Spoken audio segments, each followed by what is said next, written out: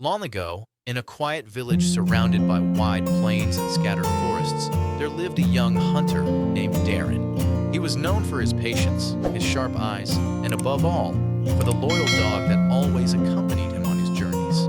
This dog, a large brown hound named Faro, had been with him since childhood.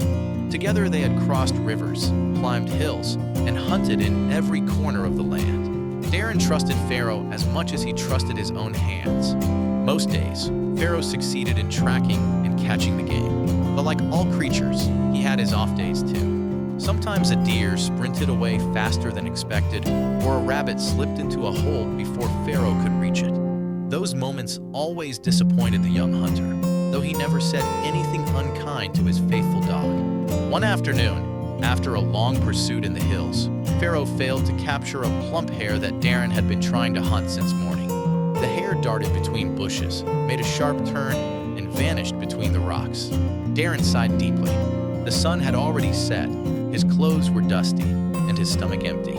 Frustrated and tired, he returned home in silence, with Faro walking beside him, tail low. When Daran approached his small courtyard, he froze for a moment. There, right in front of his door, his house cat, a little striped creature named Pino, had just caught a sparrow.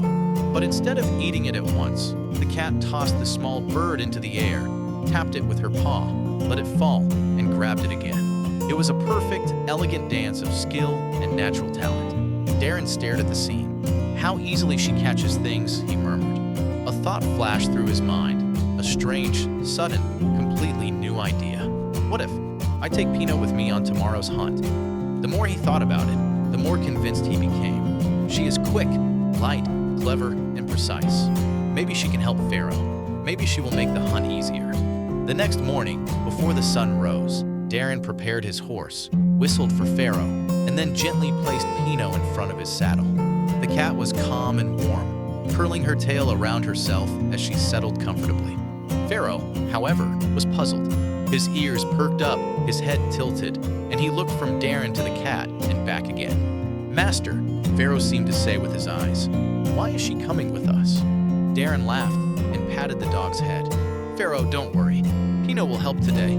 She caught a bird yesterday with such skill. I thought she might be useful." The dog didn't look convinced, but being loyal and obedient, he followed his master without complaint. The three of them rode deep into the fields. The air was cool, filled with the scent of early grass. Pino remained calm as long as Daran held her securely in the saddle. But as soon as a flock of small birds fluttered up from a nearby bush, Daran instinctively released the cat so she could chase them. That single moment changed everything. As soon as Pino touched the ground and saw Faro running close by, panic struck her. Her instincts told her that dogs chase cats, no matter how friendly they usually are. She didn't look at Faro's gentle eyes or his wagging tail. She simply felt fear. Pino arched her back, hissed loudly, and leapt in the opposite direction. Her sudden jump startled the horse. The horse reared, neighed sharply, and began to run wildly across the field. Daran lost his balance and fell hard on the ground. Dust flew everywhere. Pino dashed into a bush. The horse disappeared down the trail. Faro ran to his fallen master, barking anxiously. Daran sat up, groaning. What in the world just happened? Faro looked at him with a calm, knowing expression, the expression of someone who had expected exactly this outcome. The dog placed a paw gently on Daran's knee, as if trying to speak. And in that quiet moment, Daran truly understood. Faro seemed to say, "Master, every creature has its own gift. I was born to track scents, to run long distances, and to help you in the hunt. Pino was born to chase tiny birds around the house, not deer in the fields. If you put someone in a job they were not made for, trouble is sure to follow. Remember, anyone is made for a certain work." Daran smiled sadly. He hugged Faro tightly. "You're right, old friend," he whispered. "I was unfair to you. I should never have doubted your worth.